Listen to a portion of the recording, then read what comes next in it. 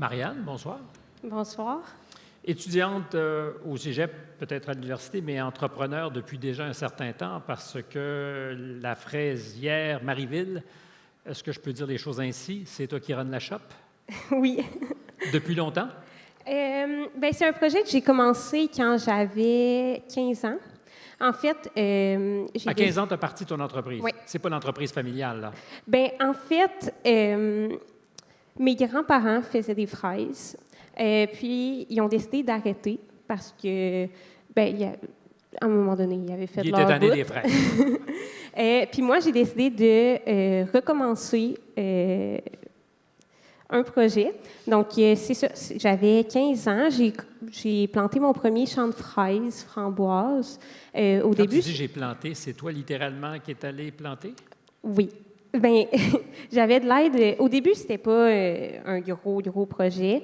Fait que c'était surtout ma famille qui m'aidait, des proches, des oncles, tout ça.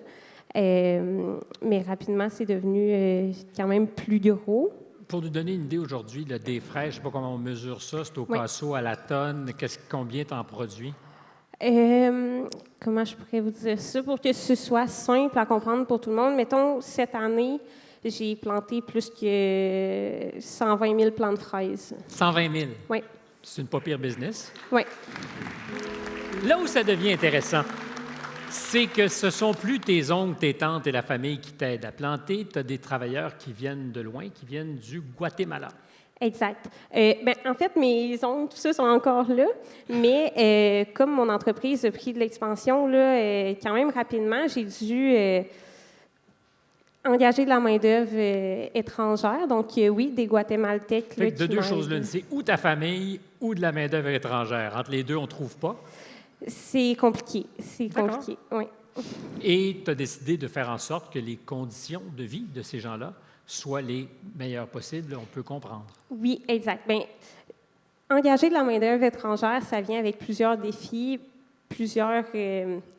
c'est ça, c'est différent que d'engager de la main-d'œuvre locale. Puis avec ça vient le fait de devoir loger ces travailleurs-là.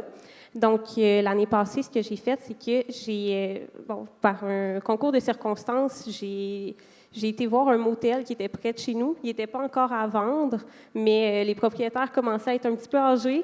Ça, c'est comme tes grands-parents avec les fraises. Tu t'es Exactement, exactement. Moi, je ramasse ce qui reste. Des fraises, des motels, C'est ah ouais. C'est ça, j'ai acheté le motel pour loger mes travailleurs. Tu as acheté le motel. Oui, j'ai acheté le motel. Puis, dans le fond, moi, cette année, j'ai 7 travailleurs, mais dans le motel, j'ai de la place pour 21. Donc, ce que je fais, c'est que je loue mes places supplémentaires à D'autres agriculteurs? à des employeurs de la région qui ont aussi des travailleurs étrangers. Y a-tu d'autres choses à vendre dans le village? Mais c'est ça, puis ça permet aussi, pour vrai, ils sont vraiment bien au motel. Là, cet hiver, on a travaillé fort là, à tout remettre pour leur assurer un confort. Quand on a réussi à acheter le motel, à planter 120 000 plants, est-ce qu'il y a encore de l'appétit pour aller à l'école ou tu es entrepreneur à temps plein? Non, je vais encore à l'école. En fait, là, je fais un bac en agroéconomie à l'Université Laval. Bien, c'est une vie bien remplie. Oui. Merci beaucoup. Bravo. Merci. Je te serre la main. Bravo.